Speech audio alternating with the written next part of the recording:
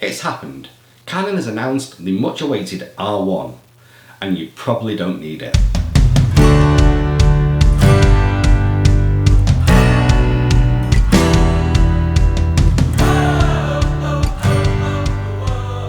Hello, my name is Rich Dyson and this is Coffee Break Photography. Well, it's finally happened. After years of rumour, Canon has announced the development of its flagship camera, the R1. Tension has been building over the last couple of weeks that a major announcement was about to be made, and this morning Canon finally put in writing that they are developing the R1. The announcement didn't provide much detail, but from what I've read so far, I don't think I'll rush out to buy one when it's finally released in October or November of this year. And what's more, I doubt that most people watching this video will need the R1 either. Let's see what Canon has announced. Well, first of all, the webpage targets sports photographers. It starts with a heading of ahead of the game. The next headline says on your marks, followed by get set and finishing with go.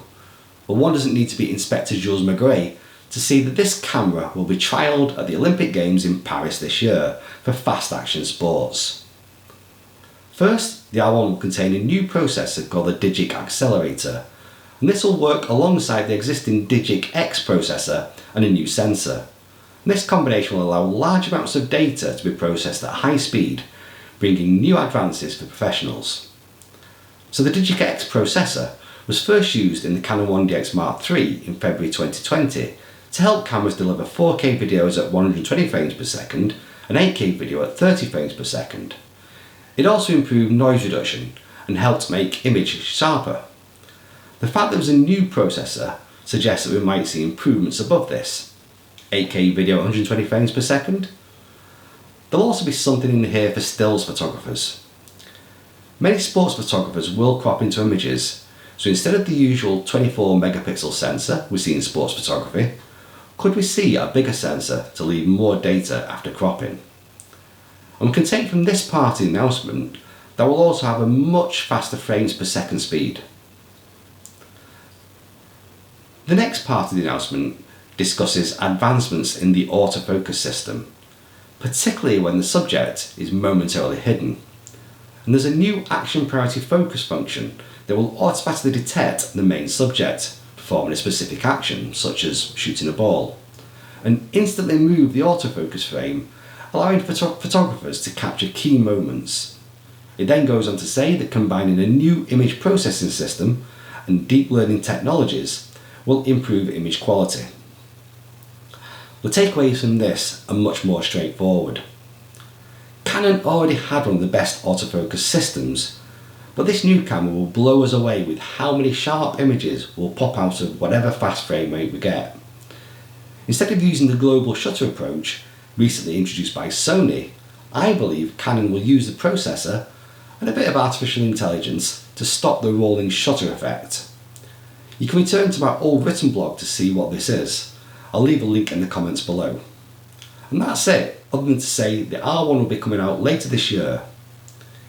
It will likely be sometime after the Paris Olympics and Paralympics, with the latter finishing on September the 8th. There'll need to be a few last minute changes based on feedback from the lucky photographers using it. Then we'll see it properly announced in October or November this year. So if that's the announcement, why am I suggesting that you or I probably don't need this camera? Well, to keep the sporting analogy, I like Formula 1, but just because I see a Mercedes F1 car on the track doesn't make me want to walk into my local Mercedes showroom and drop a couple of £1 million on a car when I'm not going to use most of its capabilities. Most of what is being delivered in this amazing technology is targeted at maybe a couple of 100,000 photographers in the world. Not all of those will be Canon shooters, some will be Nikon or Sony photographers. So this technology will actually benefit maybe 50 to 60,000 people in total. And for anyone not shooting sports, this technology will be sitting there redundant, and in return a huge lump of cash has been moved from your bank account to Canon's. Flagship cameras are designed as loss leaders to show how good improvements can be, and then some of these advancements will trickle down to cheaper models over the next couple of years. I can prove this by looking at the specs of the Canon R8.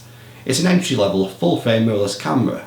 It has an impressive frame rate, that same Digic-X processor, and a great focus system. All that technology came down from the last flagship camera 4 years ago. I would imagine that there are far more landscape photographers than there are shooting sports. Shooting landscapes doesn't need 120 frames per second. And it doesn't need autofocus systems that can latch onto something moving behind an object. But these processor improvements will enable future developments. Improvements in dynamic range and noise reduction will be top of my list. It will be interesting if I post a similar video next week when, if the rumours are true, Canon announces the next version of R5. How many of the tidbits announced today will trickle down into the R5 Mark II?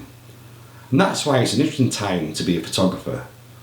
But don't waste your money buying things you don't need. Upgrade your camera, or for that matter lenses, when the one you're currently using is limiting your creativity. I can guarantee that I won't be producing another video tomorrow, as I'll be teaching a group in one of my switch to manual workshops. However, you can get notified of future videos by subscribing using this button in the corner. Like and share the video below so YouTube can reach a few more people, and why not subscribe to my monthly newsletter by clicking on the link in the comments.